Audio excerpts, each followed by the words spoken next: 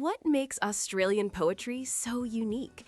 It's a direct reflection of the land itself, vast, raw, and full of distinct voices. It tells the story of who Australians are, from the red dust of the outback to the salt spray of the coast. Think of the classic image, a story told around a campfire. That's the bush ballad. Poets like A.B. Paterson wrote tales like The Man from Snowy River with a driving, musical rhythm.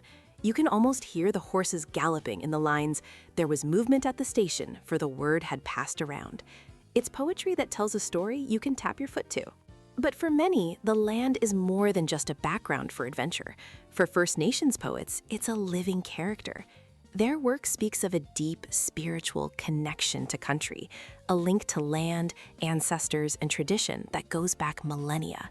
They often blend ancient storytelling with modern forms, using repeated phrases to create a powerful, chant-like rhythm that feels both timeless and immediate.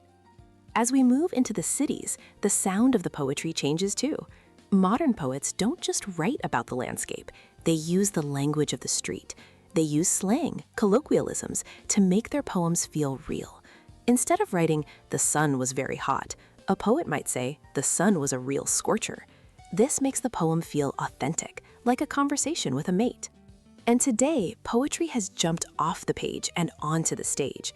In slam poetry and spoken word events across the country, the poet's voice, their speed, their passion, it's all part of the art.